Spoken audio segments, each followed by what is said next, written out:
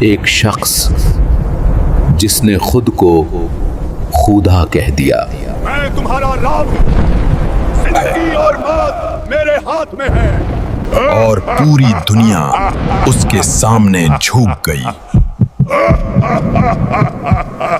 اسی غرور میں اس نے اللہ کے نبی کو زندہ آگ میں پھینکنے کا حکم دیا۔ پھر عرش الہی سے حکم اترا، اے آگ ابراہیم پر ٹھنڈی ہو جا۔ پھر وقت نے وہ منظر دکھایا جہاں جس کا تصور بھی کسی کے ذہن میں نہیں تھا، نہ تلوار کا وار، نہ تیر کا حملہ، نہ کسی بڑے لشکر کی طاقت، بس ایک ایسی مخلوق جو نظر بھی نہ آئے، جس کے آگے نمرود کی لاکھوں کی فوج سب بے بس ہو گئے، اور آخرکار انہیں مٹی میں ملا کر ہلاک کر دیا گیا۔ یا ایک ایسا واقعہ ہے جو آپ کو سوچنا پر مجبور کر دے گا۔ چلتا ہا واقعہ کی طرف۔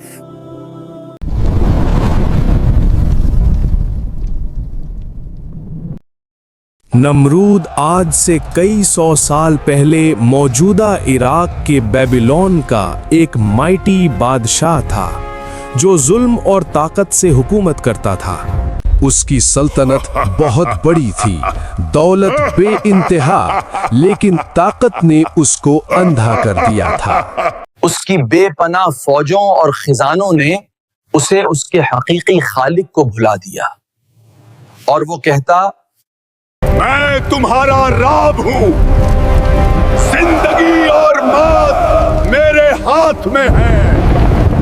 وہ جس کو چاہتا مار دیتا اور جس کو چاہتا زندہ چھوڑ دیتا تھا۔ لوگ یہ سب اور ہم تم پر ایمان لا کر آتا ہے۔ جو لوگ اس کو خدا نہ مانتا وہ ان کو قتل کروا دیتا تھا۔ لوگ اس کے ظلم سے تھک گئے تھے اور پریشان تھے۔ کوئی اس کو چیلنج نہیں کر سکا، مگر اللہ کا پلان شروع ہو چکا تھا۔ اور پھر جب جب ظلم برتا ہے تب تب اللہ وہاں اپنا نبی کو بھیجتا۔ بت پرستی کے زمانے میں پھر اللہ کے نبی حضرت ابراہیم علیہ السلام پیدا ہوئے۔ نمرود نے ایک رات خواب میں دیکھا کہ ایک بچہ اس کا تخت گرا رہا ہے۔ یہ پہلی مرتبہ تھا جب اس نے خود کو کمزور محسوس کیا۔ اسی رات نجومی اور علم غیب کا دعویٰ کرنے والے دربار میں بلائے گئے، خواب سنایا گیا، اور پھر وہ جملہ بولا گیا جو تاریخ بدل دیتا ہے۔ ایک لڑکا پیدا ہوگا جو تیری سلطنت کے زوال کا سبب بنے گا۔ خواب کے ڈر سے نمرود نے اپنی فوج کو اکٹھا کر حکم دیا، میرا حکم ہے، کوئی بچہ بھی زندہ نہیں بچنا چاہیے، سب کو مار ڈالو۔ شہر شہر تلوار چلی، ماؤں کی گود اجڑی، ہزاروں معصوم جان سے گئے۔ اللہ کے حکم سے حضرت ابراہیم علیہ السلام بالکل محفوظ رہیں۔ حضرت ابراہیم علیہ السلام جوان ہوئے، لیکن وہ بچپن سے سچ کی تلاش میں تھے۔ وہ ستاروں کو دیکھتے اور کہتے، کیا یہ میرا رب ہے؟ لیکن نہیں، یہ تو ڈھل گیا ہے۔ وہ چاند کو دیکھتے اور کہتے، کیا یہ میرا رب ہے؟ لیکن نہیں، یہ بھی ڈھل گیا ہے، اور کہتا، میرا رب صرف ایک ہے، اور وہ ذات اللہ کی ہے۔ قوم کے لیے اللہ کا پیغام لائے۔ صرف ایک اللہ کی عبادت کرو۔ ان کی قوم بے جان بتوں کی عبادت کرتی تھی۔ آپ ان کو دور سے دیکھ رہے ہوتے ہیں۔ آپ ان سے پوچھتے ہیں، کیا جن کی تم عبادت کرتے ہو وہ تمہاری بات سنتے ہیں؟ لیکن ان لوگوں کے پاس کوئی جواب نہیں ہوتا، اور وہ لوگ ایک دوسرے کے منہوں کو دیکھتے ہیں۔ ایک دن شہر خالی تھا۔ حضرت ابراہیم علیہ السلام نے موقع پکڑا۔ انہوں نے سب چھوٹے بت توڑ دیے، सबसे बड़ा बुत छोड़ दिया, कुल्हाड़ी उस पर लटका दी। और फिर जब वो लोग दोबारा इबादत के लिए आते हैं और अपने बुतों का ये हालत देखते हैं तो एक दूसरे से कहते हैं, किसना हमरा खुदा का या हालत का है। तब हजरत इब्राहीम अलैहिस्सलाम ने फरमाया, बड़े बुत से पूछो, उसने कुल्हाड़ी पकड़ी है, अगर बुत बोल सकें तो जवाब दें।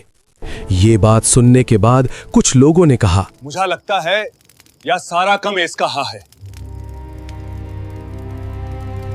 लेकिन हजरत इब्राहीम ने जो किया उसने बुत परस्ती की असलियत खोल दी और कुछ लोग सोचने लगे शिर्क गलत है। ये वाक़या शिर्क के खत्मे का शुरुआत था, लेकिन कुछ लोगों का दिल में उनका लिया गुस्सा भी था। यह खबर नमरूद तक पहुंची। अच्छा सलामत इब्राहिम ने हिम्मत हमारा खुदाओं को तोड़ा है। इब्राहिम को पकड़कर मेरे पास लेकर आओ। आगे बढ़ो, सब घरों की तलाशी लो।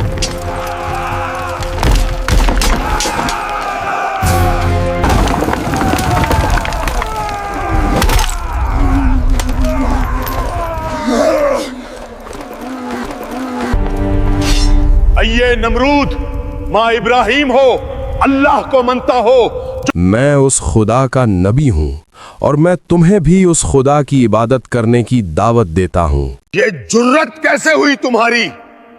सब बदी आग जलाओ, इसको दर्दनाक अजाब तोन दमेन।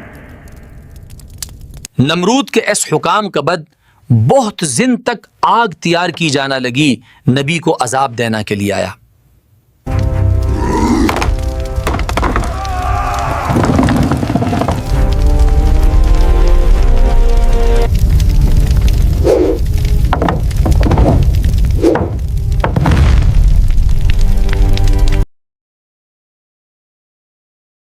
फिर इब्राहीम अलैहिस्सलाम को आग में डाल दिया गया।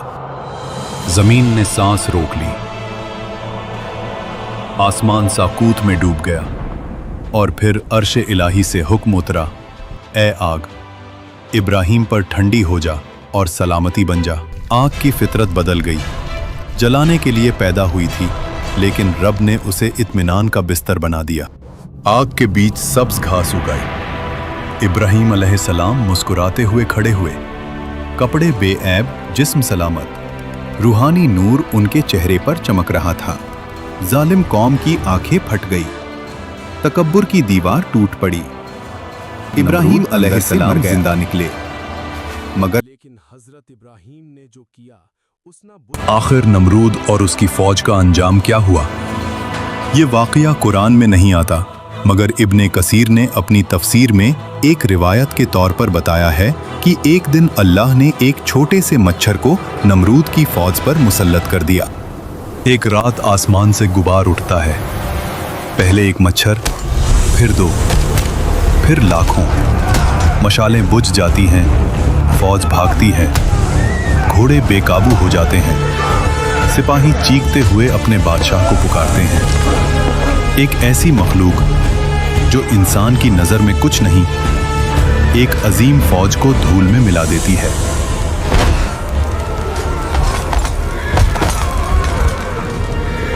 नमरूद भागता है, अपना चेहरा छुपाता है, लेकिन एक मच्छर उसकी नाक में घुस जाता है। दिमाग में दर्द फैल गया, तकब्बुर का पहाड़ एक कतरे की तकलीफ से गिर गया। वो सर पे मुक्के परवाता, दीवारों से सर पीटता।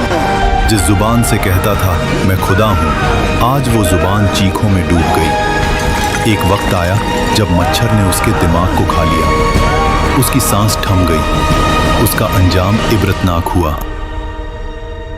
अल्लाह गाफूर भी है और सख्त भी। गुरूर हमेशा तबाही लाता है, नाजात सिर्फ अल्लाह की बंदगी में है। आज भी ये मक़म मौजूद है, पहाड़ गवाह हैं इस कहानी के।